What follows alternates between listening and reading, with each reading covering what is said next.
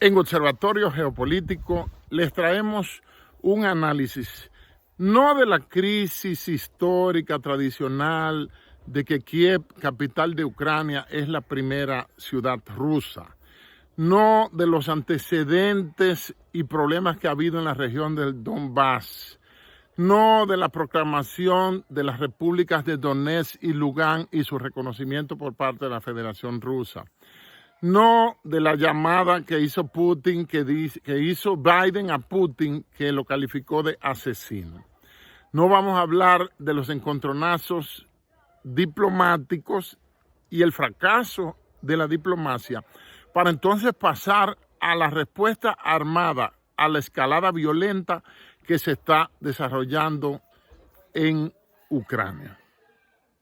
Tampoco le vamos a explicar las tesis que sostuvimos en un video anterior, en el sentido de que la OTAN y Estados Unidos, OTAN actuando como brazo armado de Estados Unidos, con el pie en el cuello de Rusia, no le dejaron más remedio que invadir Ucrania. Es decir, en términos prácticos, es una autoinvasión que les sirve para abrir la puerta a ellos para meterse en Ucrania, que es históricamente rusa. Ojo. De lo que le vamos a hablar ahora es de la guerra de información y desinformación y propaganda que hay. Hay que tomar en cuenta que estamos en la época de la posverdad y esta es la primera guerra de la posverdad y del metaverso. No todo lo que le publiquen, como publicaron un supuesto periodista que es el primer muerto, pero ya había muerto en otra época y buscaron la foto y no se sabe si el hombre está vivo, si realmente murió o si murió ahora en Ucrania o si está vivito y coleando, como decimos los dominicanos. Entonces, hay mucha manipulación de ambos lados. Por ejemplo, Estados Unidos tiene CNN, que en una entrevista el presidente Evo Morales de Bolivia dijo no debe llamarse CNN, sino CMM, que significa cadena más mentirosa.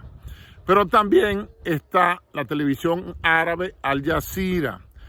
China tiene China News en español. Estados Unidos tiene además de CNN, tiene la Fox, tiene NBC, Washington Post, New York Post, muchísimos periódicos y muchísimas cadenas de televisión. Y Rusia tiene RT, que es Russia Times, RT, para ellos divulgar cada uno su información.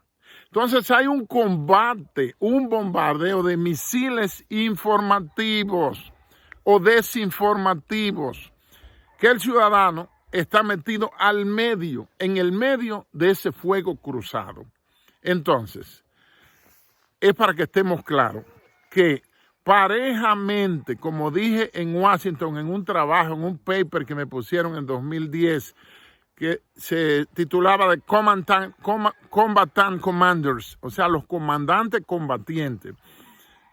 Y en ese tiempo, en 2009-2010, no estaba tan fuerte el tema de las redes sociales. Es decir, que un comandante que está dirigiendo una operación bélica, además de dirigir las operaciones, de colocarse en el lugar, de gestionar apropiadamente los capabilities o recursos que tiene como personal, habituallamiento, municiones, armas y municiones, desplazamiento, etc. Tiene que estar atento a lo que dicen las cadenas internacionales, que son encargadas de mentir, pero la mayoría de la gente, por desgracia, sigue creyendo en ellos. Entonces, pero también lo que dice Facebook, también lo que aparece en Instagram, lo que aparece en Telegram, lo que aparece en Twitter. Es decir, que tiene dos frentes de batalla. Uno, el frente físico, donde se avanza para lograr posiciones, evitando que nos maten y tratando de eliminar o de neutralizar al enemigo y controlar al potencial enemigo y hacer operaciones encubiertas y hacer reconocimiento, pero hacer también operaciones de inteligencia para saber los movimientos del enemigo. Por eso Napoleón aconsejaba, si ves a tu enemigo cometiendo errores, no lo corrijas, déjalo que fracase. Entonces, junto a ese combate físico real en los montes, en los lugares terribles, hay un combate virtual de información y desinformación constante, permanente. O sea, que ya lo cierto no es real, lo real no es verdadero. La verdad absoluta solo la tiene Dios. La verdad completa no existe ni le conviene al poder publicarla. Es decir, publican una verdad, pero tiene un porcentaje de mentira. Publican una gran mentira y le meten un poquito de verdad para hacerla más creíble. Entonces, aquí en Observatorio Geopolítico, que los invito con todo respeto desde estas lomas de diferencia después de Manaclas, donde murió el doctor Manuel Aurelio Tavares Justo, el 21 de diciembre de 1963, los invito a seguirme. Los invito a darle like para que suba la comunidad de Observatorio Geopolítico. Sigamos dándole atención al desarrollo de esta guerra entre Ucrania y Rusia y observen que Estados Unidos con su presidente, el senil Joe Biden, está mirando para otro lado y está dejando a la OTAN, que es su agencia de guerra, exportadora de guerra, que ellos la patrocinan. La OTAN cuesta al año 400 mil millones de dólares, de los cuales el 70% lo paga Estados Unidos. Entonces, otro punto, otra llave de la crisis, es que las potencias no pelean frontalmente, sino que se van a pelear, ponen a los chiquitos a pelear, tienen aliados regionales y lo echan a pelear. Y es que se necesitaba una guerra. ¿Por qué? Por dos razones. Primero, Donald Trump en sus 4 años no metió al mundo ni a Estados Unidos en una gran guerra. Entonces, por eso los fabricantes de armas y el complejo militar industrial, mayormente estadounidense, que cotiza en la bolsa de Wall Street, porque eso es dinero. La paz no es rentable. La guerra sí produce dinero y motoriza la economía y salva la popularidad de presidentes mediocres. Ojo. Y la otra es que el mundo necesitaba una guerra, un baño de sangre, para cortar históricamente la pandemia o plandemia que ya está en fase final.